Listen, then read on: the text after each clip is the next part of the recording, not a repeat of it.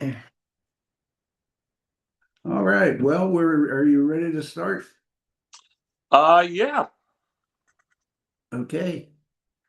Hello, I'm Gary Ambrose, a retired Air Force pilot and the Board Vice President of Operation Veteran Success, or OVS, which is a nonprofit whose mission is to provide emergency gap funding in the form of grants, often on short notice, for U.S. military veterans in need and their families. These grants are principally targeted at housing-related needs.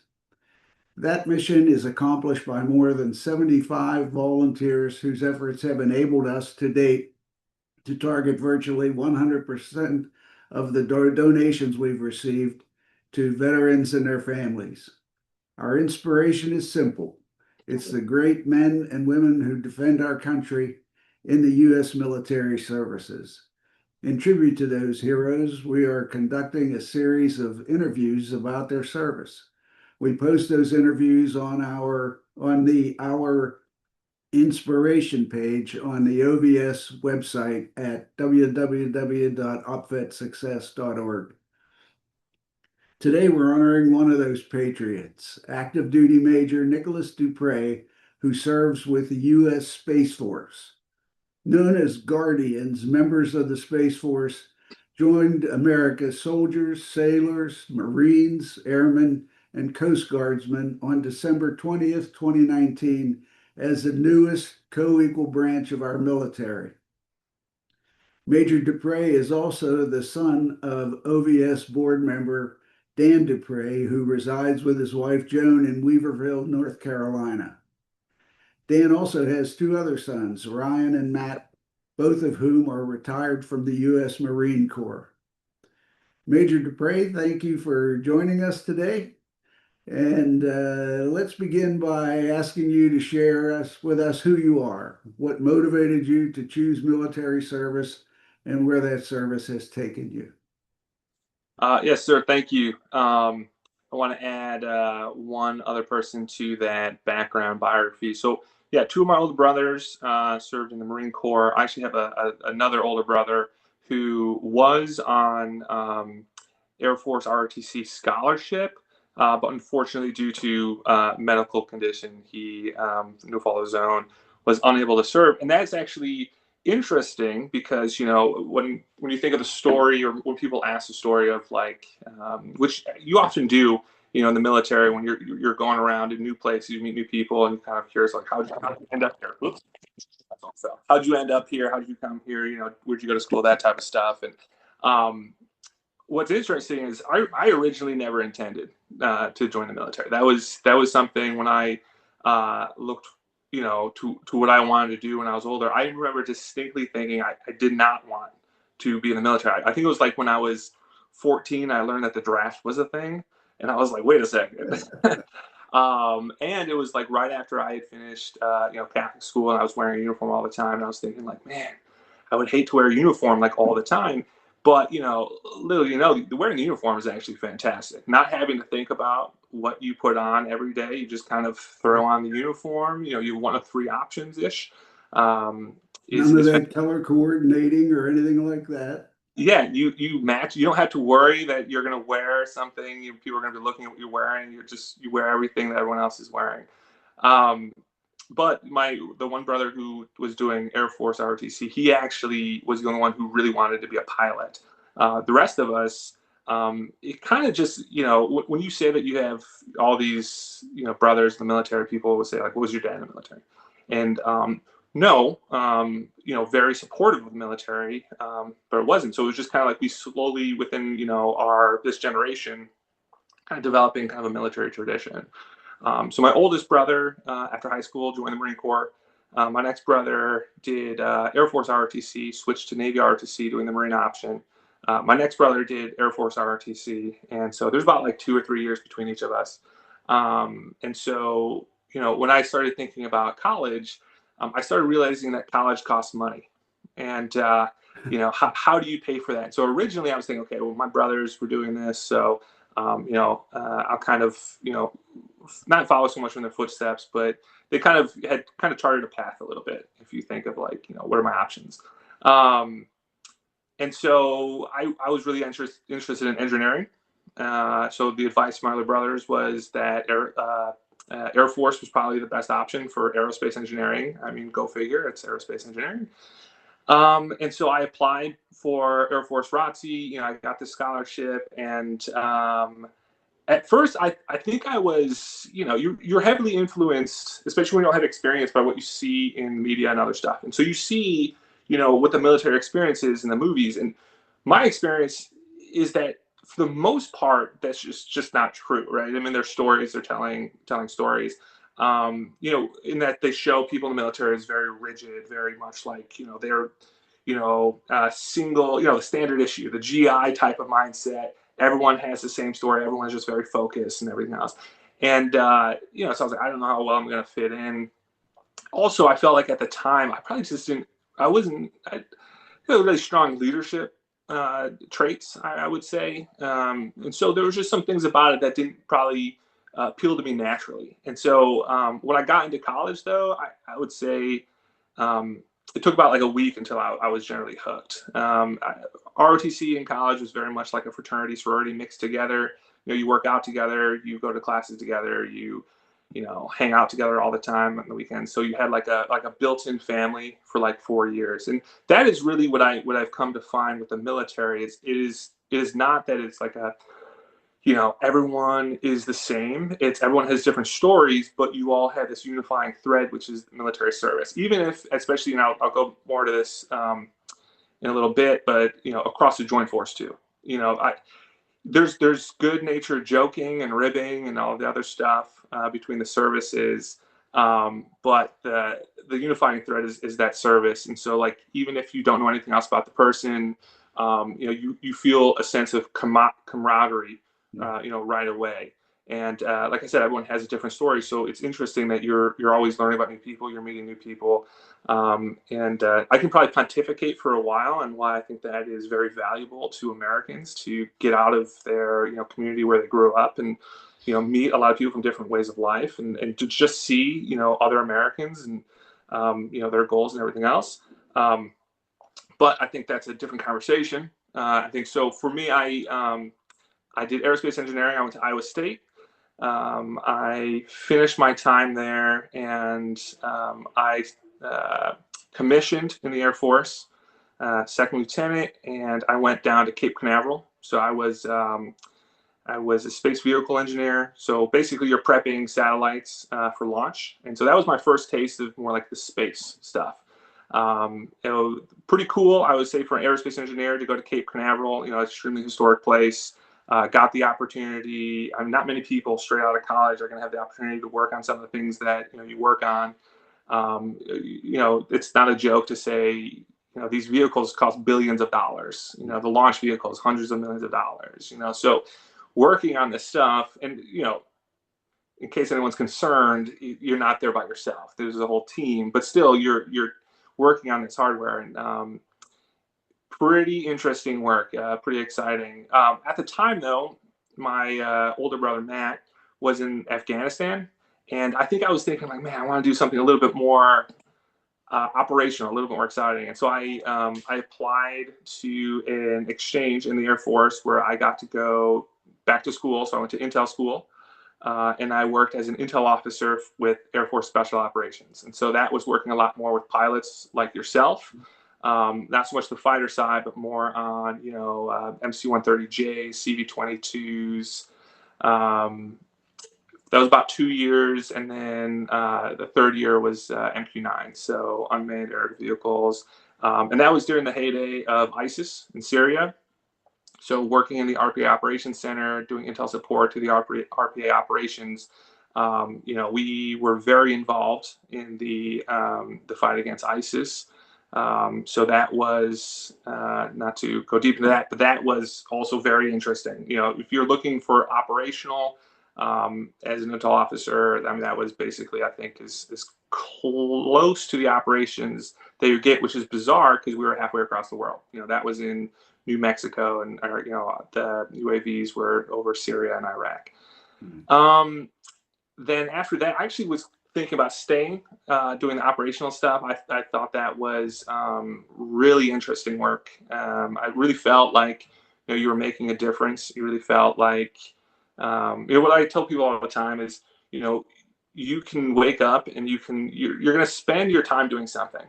You're going to have units of energy per day that you're putting out there, and it could end up, and not to diminish anyone's work, but it could end up, you I'm not going to say anything because I don't want to diminish anyone's work, but you could do something that, there's not a lot of return on that investment of your time. And having the opportunity to be involved in stuff and then see it on the news, I mean, it's phenomenal. I mean, it's really exciting, especially when you see the news got it wrong and you're like, well, that's not what happened. And so, being involved in that is, you just really feel like value added. You are doing something on a global stage. And yeah, it's very exciting. So try to stay operational. Obviously, the acquisition career field, which is what I'm in, doing developmental engineering and that type of stuff. Basically said, no, obviously, understandably. They didn't send me away forever. They sent me for an exchange to learn about the operational stuff so I could bring it back to what we would call force modernization or the developmental world. And so went to the National Reconnaissance Office. So once again, getting back into space, working at the Radar System Program Office. So working on what we call, so you have Tile 10, Tile 50. So you have, national intelligence stuff. You think of, the IC, and you have Tile 10, which is more of your, military type intelligence. And so a little bit more on the national intelligence side. The NRO, great experience. They're extremely high speed. They recruit really like the best of the best. Anyone who's ever worked there will tell you it is fantastic. So it's a split between the DoD and the IC, who really kind of staff that. They also have a lot of cadre and organic staff there. But you see a lot of military people working there because obviously the military and the IC work very closely together, especially in the intelligence world, and intelligence gathering and prepping things for intelligence collection. So yeah, great time there. I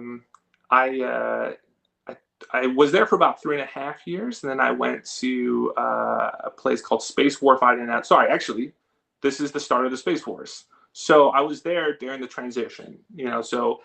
Space Force. President Trump came out. They're starting the Space Force. People were like, "Is this real?" I was like, "No, it is. It is real." If you go all the way back to, and I'm gonna give some heraldry to the Air Force there.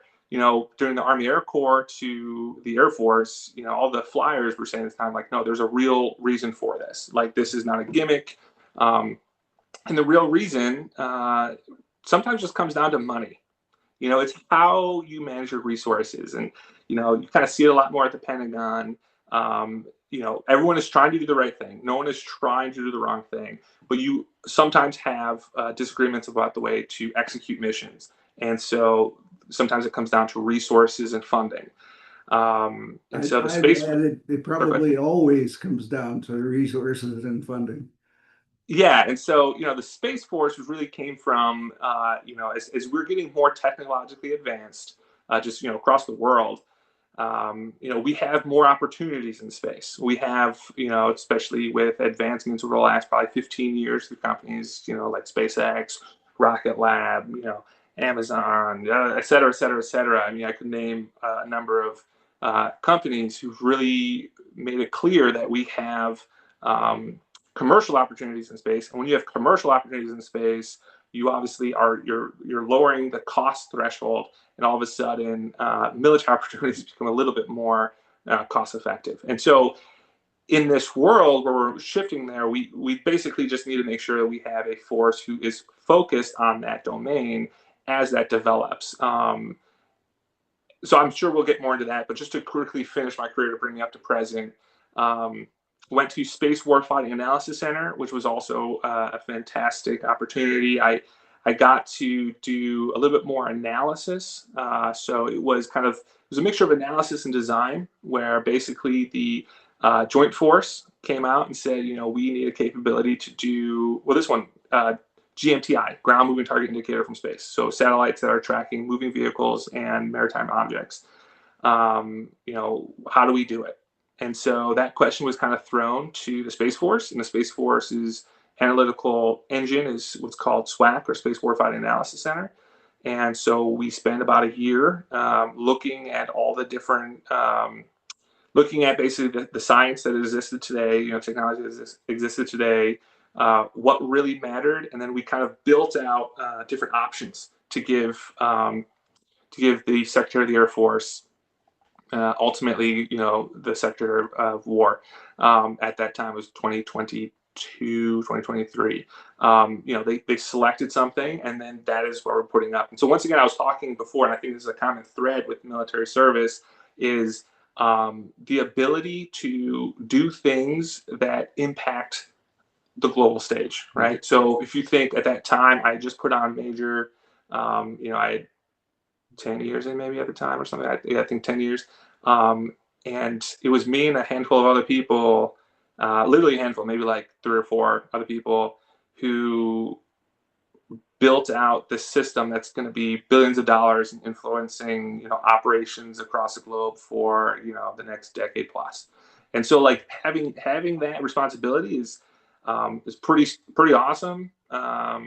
It's just super exciting, especially if you're like an engineer, like having that, it's amazing.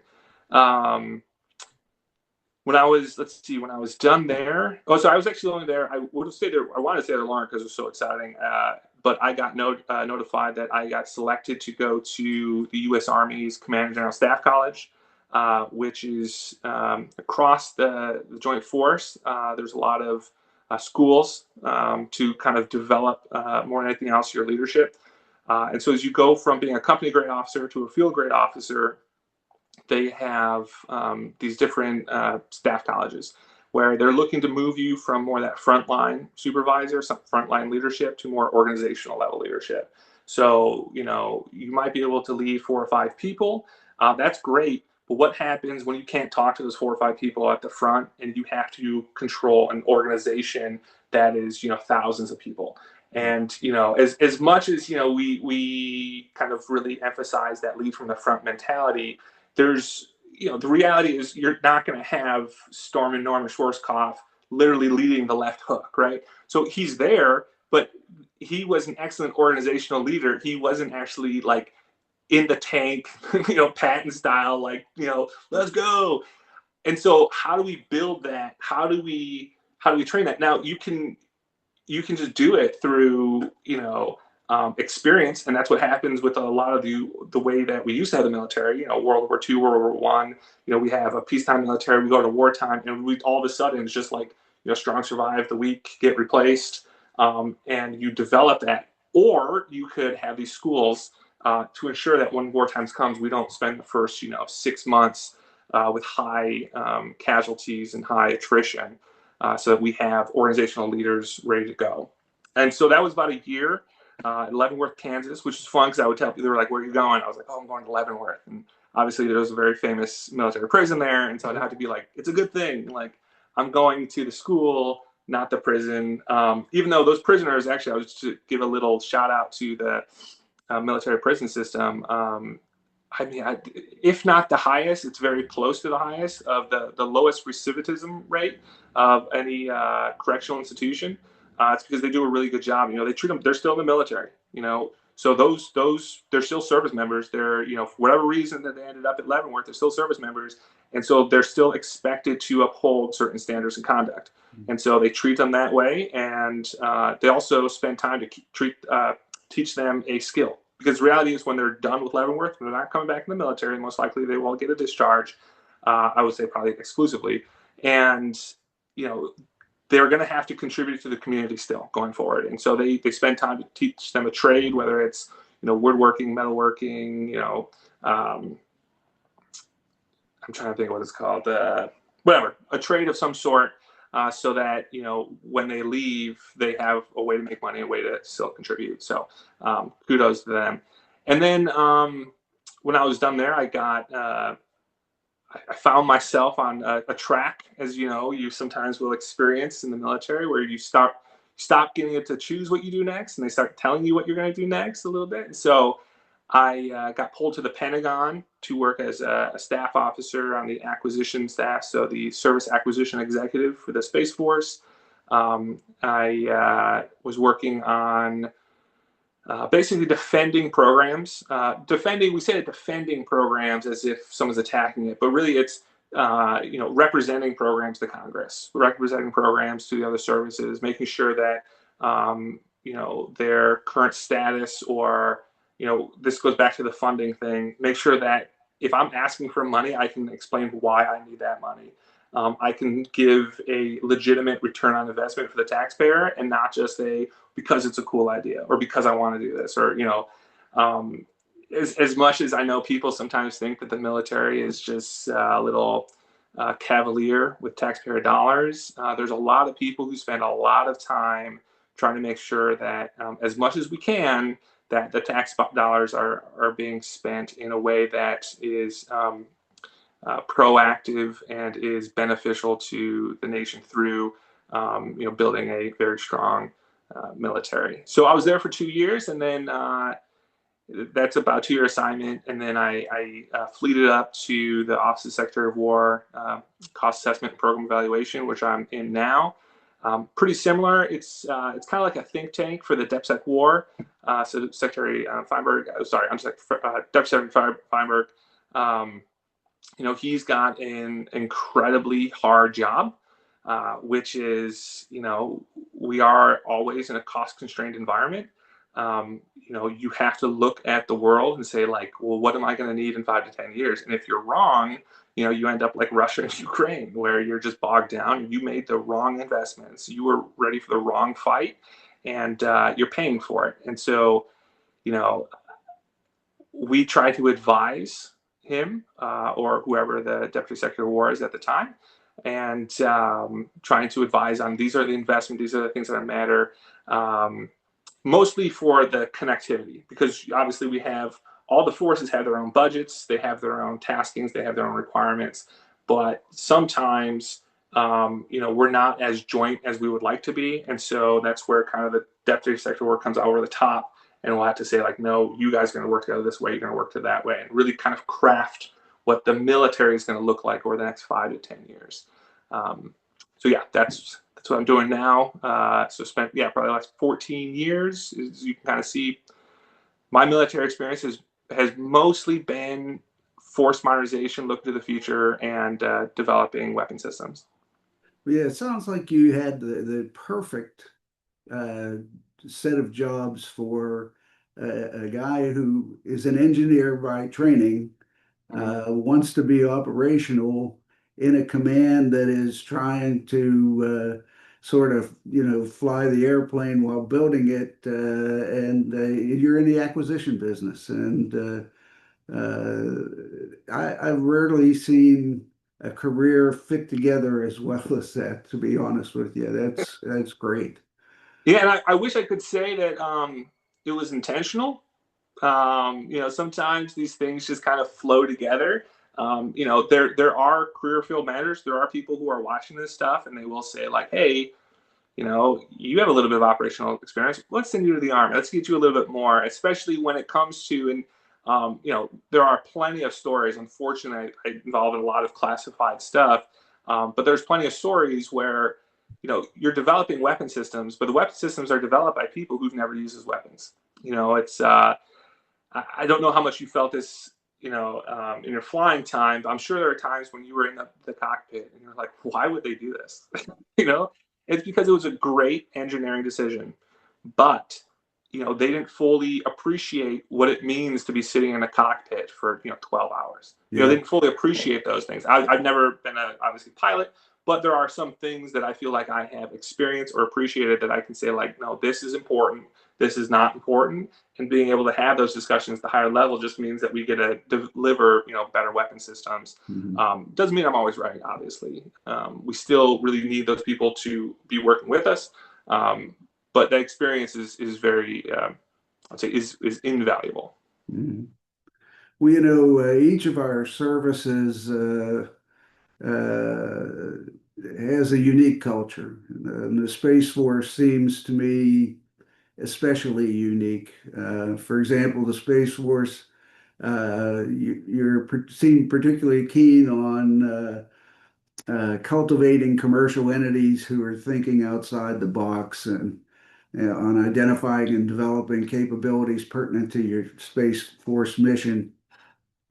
And even the Space Force website struck me as being a modern departure from traditional sites. In your experience to date, um, are there differences when you compare your overall experience with the Space Force and your time with the Air Force that particularly stand out to you? There, yes, there's a lot of differences, but in many ways, the differences are born through the same, root similarities. So, like, I can think of um, one thing right now. The Space Force is in a constant pull between, who is more influential? Is it the people who do the force modernization who are deciding what these systems are, or is it the operators who are operating the systems? And so there's this healthy, pull, a tug of war kind of between, who's going to kind of direct the path forward. You kind of saw that also in other services. Now the Air Force, though, in my experience, the operators won that battle like probably 50 years ago. At some point in time, the gold rimmed sun gods, all of a sudden, the fighter pilot mafia, as you're probably very well aware of, was extremely influential. In the Space Force, I think the force modernization has a lot more influence, mainly because the systems that we're building, especially when we go towards proliferation. Proliferation would be as we take, one type of capability and we cut it up. One satellite in the sky is very vulnerable. If we take that, we break it into 100 and we put it into a lower orbit, and working together, the sum total of all the parts is actually more capability than that single one. It is very hard to orchestrate all those moving pieces, and it's not just 100, it's hundreds. And so as we move towards that, we're getting a lot more automated in the way we do stuff. And so I think that the force modernization side, the acquirers, the developmental engineers feel a little bit more empowered than they probably would have in the Air Force. There's also just a massive change. I think everybody in every domain is going to say they're special because they operate differently. I have to imagine that the first people who got on ships were telling the guys still on the ground, like, we're special. This is, you don't understand. We can't fight this way. A phalanx doesn't work on this ship. The taxes are different. The doctrine is different. As a result, the culture is different, et cetera. And so then we have, a very well-established naval culture. At some point in time, Eddie Reckenbacher, all of your, Chuck Yeager, all of your, fighter pilots over time, starting in World War I, when they say, okay, this is different. At first, the Army was looking to the air to basically just be almost kind of like a really effective fires element of just kind of dropping munitions on the adversary. And at some point in time, the flyers came back and said, "Oh, it's more to that. This is special. It's different." The doctrine, all that stuff with air is different. And obviously, the Air Force has developed its own culture, and it split away in the late 40s, and the Air Force has established its own thing. And so right now, as we pivot towards operating more in space and not just the old a few GPS vehicles or one or two intel collection, but as we move to hundreds, as we see commercial entities creating a economy in space, as commercial entities totally outside of government control are looking to develop industries on the moon and elsewhere. You know, we realize, okay, we are going to have to look at space differently. And so when you start trying to think of how you buy stuff, how you operate stuff, how you run stuff, it is incredibly different. I would like to say it's the most unique, but that's probably just because I'm in the space world. But you think of it's more almost like it's the same. How do I say this? It's the same divergence in terms of uniqueness, but it's just they start layering. Right, you're on the ground, you move forward, back. You're in the water, forward, back. Air, you can move in different directions. Every time you add more domain, you add another degree of freedom. As you go into space, it starts getting into you have to deal with gravity. You're going super fast. To change from one spot to another, you can't just turn and go there as much as movies will show you something turning. No, you're going to have to use your momentum to shoot yourself around the planet to get to a different inclination. And so, in the future, if we ever see, orbital warfare, it's not going to look like Star Wars. It doesn't look like where you're tracing someone around. It's going to be a really weird game of cat and mouse where you're turning your orbit and they're changing their orbit, and you're kind of trying to chase each other around the planet or maybe the moon or wherever else we go. And so as a result, we are in the process of really figuring that out. I mean, I wish I could say, a few years in that we're like, yeah, we got it, 100%, we're ready to go. But the reality is, I mean, we're doing wargaming all the time. We're figuring this stuff out. We're learning all the time. The benefit is, we have more than adversaries. So we're learning faster, and, we will be more prepared than they were, because they're going to have to learn these lessons as well. But it's coming along. I think it's probably coming along as probably as fast as we can do it, considering space is not cheap. The reality is space is expensive, which goes back to your comment about the commercial.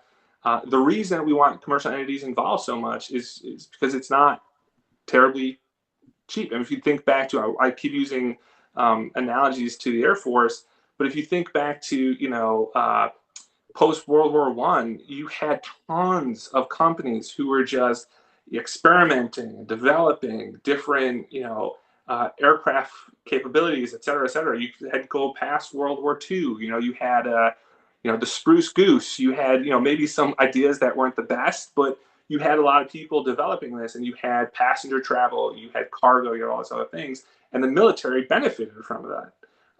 And so what we would like to do is we would like to support these commercial entities as they're moving to space.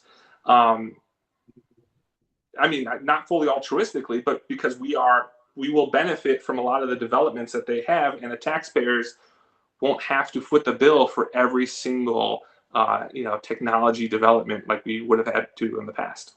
Well, I think what you have to say is fascinating, and I wish we had more time, but we're almost out of time here. How does your family holding up during your Pentagon assignment? And you have four daughters. Any future guardians there? They tell me they want to go to work with me, but I don't think they have really any idea of what that means. So my oldest is 8. She's about to turn 9 next week, and then it's about every 2 to 3 years, kind of a similar spacing down to my youngest, who's 1. Um, because I work in mostly a classified environment, a lot of what we do at space, it's not aliens. I know everyone thinks that we're hiding aliens, not aliens. But there's a lot of classified stuff, mainly because we don't want to be, telling everyone what we're doing. It makes it just that much easier for them. Because of that, I can't come home and just say, like, here's what I did today. And so, but they know that I, work in space. They have an idea, Pentagon did like a bring your kids work day. And so I got to, bring them into the Pentagon and show them around. And I think Well, they they thought that was probably pretty think cool. you're pretty cool working space. I sure do. Oh, So, well, thank you, listen, sir. we are out of time. So I just want to thank you, Nick, for first of all for your service, and but also for taking the time to talk with us here. And we'll be posting this on the website, as I said earlier. So thank you very much, and Yes, sir. to your family. Appreciate it. And good luck with all the OBS stuff. All right. Okay, we're done recording, I think. Wait.